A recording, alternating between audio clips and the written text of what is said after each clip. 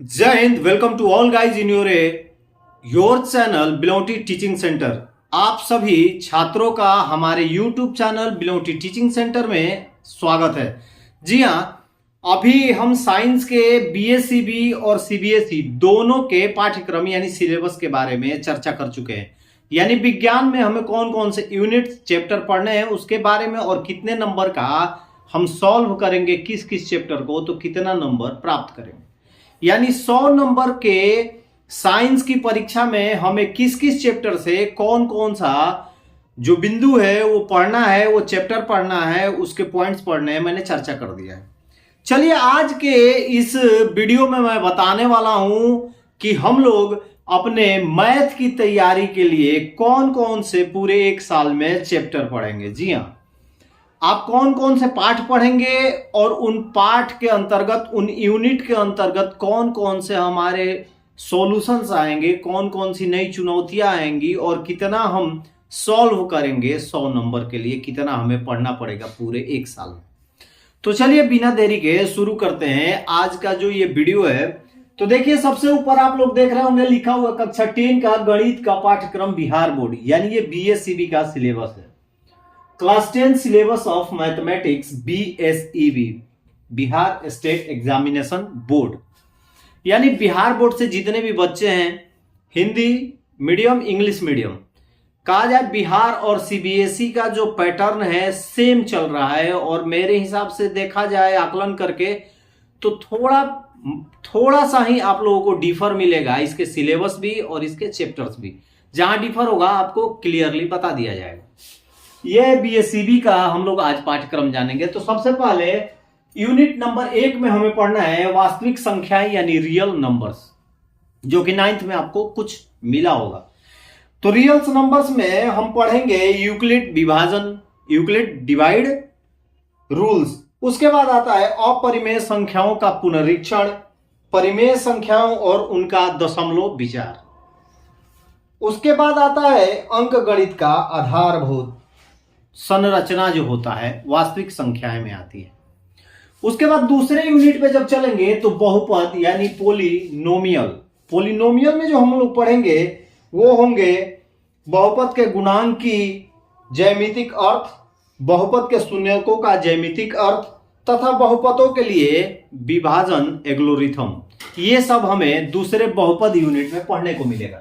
तीसरा है रैखिक समीकरण यानी लीनियर इक्वेशन। लीनियर इक्वेशन में हम सबसे पहले जानेंगे कि दो चर वाले समीकरण का युग्म कैसे, पेयर कैसे बनाया जाता है। उसके बाद आलेखीय समाधान जो हम ग्राफ पे बनाते हैं। उसके बाद विलोपन विधि, प्रतिस्थापन विधि, यानी कि कहा जाए कि लीनियर इक्वेशन के हिसाब से उसके जितने भी अटैच क्वेश्चन होंगे हमको करने होंगे। चौथा जो हमारा है वो द्विघात समीकरण यानी क्वाड्रेटिक इक्वेशन। क्वाड्रेटिक इक्वेशन में द्विघात समीकरण, आप लोग देखिए सीधी सी बात है कि मैथमेटिक्स एक ऐसा सब्जेक्ट है कि यदि 9th क्लास में आपने उसको अच्छी तरह से समझा नहीं है तो 10th में आपको पूरा बाउंसर जाने वाला है। ये अपने दिमाग में बिठा लीजिएगा।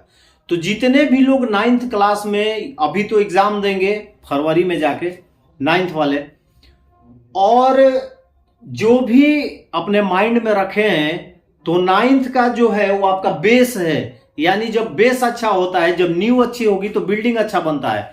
तो ये सब मैथमेटिक्स में आपको पढ़ने के लिए आपका 9th क्लास का कॉन्सेप्ट एकदम क्लियर होना चाहिए, ताकि 10th में आपकी क्लियरिटी जो हो एकदम 100% क्लियर हो जाए। द्विघात समीकरण चौथा यूनिट है हमारा। और 5वें में है समानांतर श्रेणी यानी पैरेलल सीरीज पढ़ेंगे हम। 6ठे में हम पढ़ेंगे निर्देशांक ज्यामिति यानी कोऑर्डिनेट ज्योमेट्री। उसके बाद 7वें में पढ़ेंगे त्रिकोणमिति से परिचय यानी इंट्रोडक्शन ऑफ ट्रिगोनमेट्री। त्रिकोणमिति में sine theta, cos theta, cot, ये सब चीजें जो है, डिग्री, कोण, एंगल्स, ये सब आपको पढ़ने को मिलेगा। इंट्रोडक्शन होगा, साथ साथ उसके क्वेश्चन भी आएंगे। उसके बाद नंबर 8 है त्रिभुज, ट्रिएंगल। इसमें आप लोगों को एक यूनिट में ये जो त्रिकोणमिति से जो परिचय है, इंट्रोडक्शन ऑफ ट्रिगोनमेट्री, ये आपके लिए नया रहेगा सिर्फ। बाकी आप लोग क्लास 8 से ही कुछ ना कुछ इसके बारे में अटैच होते जा रहे हैं, जुड़ते जा रहे हैं। अपने दिमाग पे जोर दीजिएगा और एक बार सोचिएगा कि क्या आपको वास्तविक संख्याएं पढ़ने को मिली, क्या आपको बहुपद पढ़ने को मिले हैं, क्या आपको रैखिक समीकरण यानी कि linear equation, polynomial, real numbers ये आपको पढ़ने को मिले हैं पिछली कक्षाओं में? तो आपका दिमाग कहेगा हाँ। द्विघात समीकरण दैट मीन्स क्वाड्रेटिक इक्वेशन ये भी आप पढ़े हैं 9th क्लास में। समानांतरण श्रेणी, पैरेलल सीरीज ये भी आप पढ़े हैं। निर्देशांक ज्यामिति, कोऑर्डिनेट ज्योमेट्री ये भी थोड़ा आपको टच कराया गया है 9th क्लास में। सिर्फ एक नया चीज यूनिट आएगा आप में, त्रिकोणमिति से परिचय, जो आगे चल के जिस तरह से आप 8 क्लास से ही वास्तविक संख्याएं, बहुपद, 7 क्लास से रैखिक समीकरण, ये सब जो चीजें हैं आप अटैच होते आए और इसको अब पढ़ना है पूरे बड़े तरीके पे, बड़े पैमाने पे 10th में। उसी तरह त्रिकोणमिति का सिर्फ ये इंट्रोडक्शन होगा 10th में, और जब आप 12 में जाएंगे ना तब बड़े पैमाने पे, जैसे 10th में वास्तविक संख्याओं का बड़ा पैमाना आप पढ़ रहे हैं, उसी तरह त्रिकोणमिति का भी आपको बड़ा पैमाना वहां पढ़ने को मिलेगा। तो ये आपको समझ में आ गया कि हम लोग टोटल पूरे 1 साल में हमारे पास मान के चलिए इतने दिन है और हमको पूरा रिपीटेशन के साथ पढ़ना है 8 यूनिट। तो ये मत समझिएगा कि 8 यूनिट में बस 8 ही दिन लगने वाले, ऐसा नहीं है। मैथ और साइंस में अंतर होता है, यानी मैथ जो है वो जब तक आपके समझ में नहीं आएगा तब तक आपसे बनने वाला नहीं है। तो इतने दिनों में हमें 8 यूनिट पढ़ना है और उस 8 यूनिट के नाम ये हैं, और तब हम क्वेश्चन सॉल्व करेंगे, एग्जाम में बैठेंगे, तब हमें मिलने वाले हैं 100 नंबर।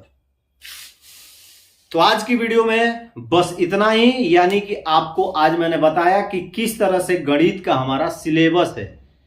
तो इसको आप लोग नोट कर लीजिए। कल मैं बताने वाला हूं सीबीएसई वालों के लिए कि कौन कौन से 10th का यूनिट है, उसमें क्या क्या पढ़ना है। हमारा जो शुरुआत होगा क्लास का वो होगा सोमवार से, यानी आपको कल मैं क्लियर कर दूंगा मैथ और साइंस के सिलेबस, और उसके बाद आपकी पढ़ाई जो होगी, पढ़ाई का जो वीडियो होगा वो सोमवार से आना शुरू हो जाएगा। तो रेगुलर रहे, कंटिन्यू रहे, साथ साथ इस चैनल को सब्सक्राइब भी करें और ज्यादा से ज्यादा अपने क्लासमेट्स, दोस्तों के साथ शेयर भी करें वीडियो को। चलिए फिर मिलेंगे कल के लिए। जय हिंद।